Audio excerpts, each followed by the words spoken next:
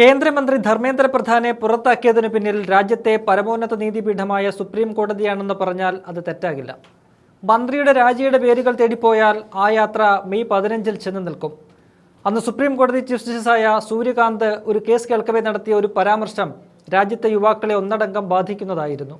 രാജ്യത്തെ തൊഴിലില്ലാത്ത യുവാക്കൾ പാറ്റകളെ പോലെയാണെന്നായിരുന്നു ചീഫ് ജസ്റ്റിസിന്റെ വാക്കുകൾ. ഇതിൽ പ്രതിഷേധിച്ച് സോഷ്യൽ മീഡിയയിലൂടെ രൂപം കൊണ്ട ഒരു പ്രസ്ഥാനമായിരുന്നു കോക്രോച്ച് ജനതാ പാർട്ടി.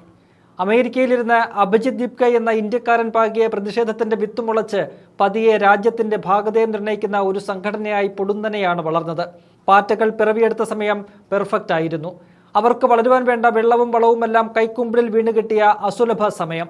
അതായിരുന്നു നീറ്റ് പരീക്ഷാ ക്രമക്കേട്. പരീക്ഷയുടെ ചോദ്യപേപ്പർ ചോർന്നതിൽ സമൂഹ മാധ്യമങ്ങളിലൂടെ ആഹ്വാനം ചെയ്തായിരുന്നു ആദ്യഘട്ടത്തിൽ പ്രതിഷേധം സംഘടിപ്പിച്ചത്.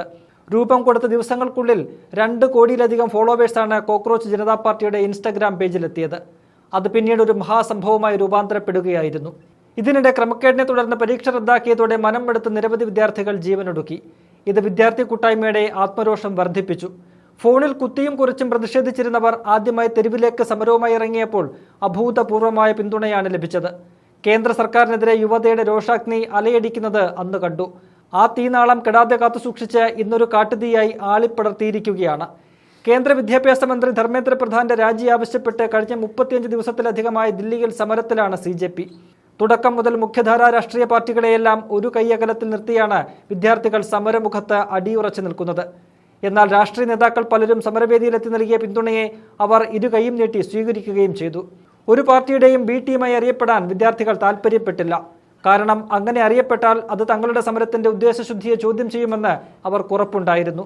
അതിനിടെ ആക്ടിവിസ്റ്റ് സോനം വാങ്ചുക്ക് സമരത്തിന് പിന്തുണയുമായി എത്തി ജന്തർ മന്ദിറിൽ അനിശ്ചിതകാല നിരാഹാര സമരം ആരംഭിച്ചു. ഇക്കഴിഞ്ഞ ജൂലൈ 20 തിങ്കളാഴ്ച, അതായത് പാർലമെന്റിന്റെ മൺസൂൺ സമ്മേളനം ആരംഭിക്കുന്ന ദിവസം CJP പാർലമെന്റിലേക്ക് നടത്തിയ ബഹുജന മാർച്ച് സമരത്തിൽ വഴിത്തിരിവായി മാറി. അതിന് തൊട്ടു തലേന്നാണ് നിരാഹാര സമരത്തിന്റെ 20ാം ദിനത്തിൽ വാങ്ചുക്കിനെ ദില്ലി പോലീസ് അറസ്റ്റ് ചെയ്ത് ആശുപത്രിയിലാക്കിയത്. എന്നാൽ അതൊന്നും വിദ്യാർത്ഥി സമരത്തെ ബാധിച്ചില്ല. അവരുടെ നേതാവ് അഭിജിത് ദീപ്കെ നിരാഹാര സമരം ഏറ്റെടുത്തു. തൊട്ടടുത്ത ദിവസം ലോക്സഭാ പ്രതിപക്ഷ നേതാവ് രാഹുൽ ഗാന്ധി നടത്തിയ സർജിക്കൽ സ്ട്രൈക്ക് കൂടിയായതോടെ വിഷയത്തിൽ കേന്ദ്ര സർക്കാർ ശരിക്കും പ്രതിരോധത്തിലായി.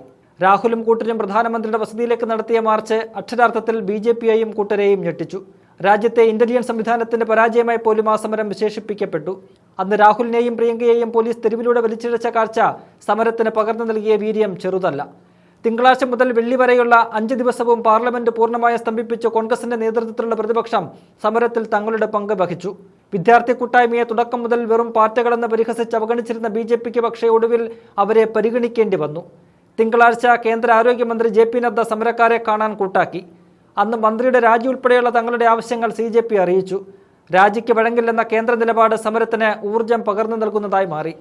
ഇന്നലെ സർക്കാർ സമരക്കാരുമായി ഔദ്യോഗികമായി ചർച്ച നടത്തിയെങ്കിലും രാജിയിൽ തട്ടിത്തെറിച്ചു. ഇന്ന് തുടർ ചർച്ച നടത്താനിരിക്കെയാണ് മന്ത്രി രാജിവെച്ചൊഴിഞ്ഞിരിക്കുന്നത്. രാജിയിൽ കുറഞ്ഞ ഒരു ഒത്തുതീർപ്പിനും തങ്ങളില്ലെന്ന് അസന്നിഗ്ധമായ വിദ്യാർത്ഥികളും പ്രതിപക്ഷവും ആവർത്തിച്ചുകൊണ്ടിരുന്നു. മന്ത്രിയെ വകുപ്പ് മാറ്റി പ്രശ്നപരിഹാരത്തിനുള്ള ആലോചന BJP നടത്തിയെങ്കിലും അത് തിരിച്ചറിഞ്ഞ രാഹുലും വിദ്യാർത്ഥികളും നടക്കില്ലെന്ന് കട്ടായം പറഞ്ഞു. ഇതോടെ ഗതികെട്ട് മന്ത്രിയുടെ രാജി ചോദിച്ചു വാങ്ങേണ്ടി വന്നു പ്രധാനമന്ത്രിക്ക്. അങ്ങനെ വെറും 2 മാസത്തിൽ താഴെ മാത്രം പ്രായമുള്ള ഒരു വിദ്യാർത്ഥി കൂട്ടായ്മയ്ക്ക് മുന്നിൽ മോദിക്കും കൂട്ടർക്കും മുട്ടുമടക്കേണ്ടി വന്നു. ഇന്ത്യയുടെ രാഷ്ട്രീയ ചരിത്രത്തിൽ സമാനതകളില്ലാത്ത ഒരു വിജയമാണ് ഈ വിദ്യാർത്ഥി കൂട്ടം സ്വന്തമാക്കിയിരിക്കുന്നത്. ആ വിജയത്തിന് പിന്നിൽ കൊടിയ മർദ്ദനങ്ങളുടെയും വേദനയുടെയും കഷ്ടപ്പാടിന്റെയും മാത്രമല്ല രാജ്യദ്രോഹികളെന്ന ചാപ്പകുത്തലിന്റെയും നൊമ്പരമുണ്ട്. ഇനി ഈ വീഡിയോയുടെ തുടക്കത്തിൽ പരാമർശിച്ച സുപ്രീം കോടതി ചീഫ് ജസ്റ്റിസിലേക്ക് വരാം. യാദൃശ്ചികമാണോ എന്നറിയില്ല, തന്റെ പാറ്റ പ്രയോഗത്തിൽ ചീഫ് ജസ്റ്റിസ് സൂര്യകാന്ത് ഇന്നാണ് വ്യക്തമായ ഒരു വിശദീകരണം നൽകിയത്. പാറ്റ പ്രയോഗം രാജ്യത്തെ യുവാക്കൾക്കെതിരെ ആയിരുന്നില്ല, മറിച്ച് വ്യാജ ബിരുദങ്ങൾ ഉപയോഗിച്ച് നിയമരംഗത്തേക്ക് വരുന്നവർക്കെതിരെ മാത്രമാണെന്നാണ് അദ്ദേഹം പറഞ്ഞിരിക്കുന്നത്. അതെന്തായാലും ഇനി പ്രസക്തിയില്ല.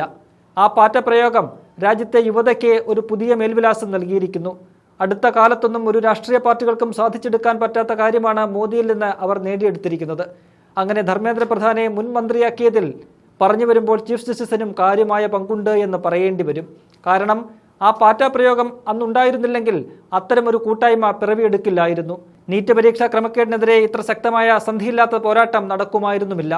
ജനാധിപത്യത്തിലെ ശുദ്ധീകരണത്തിന് ഇത്തരം നിമിത്തങ്ങൾ അനിവാര്യമാണെന്നതിൽ സംശയമില്ല.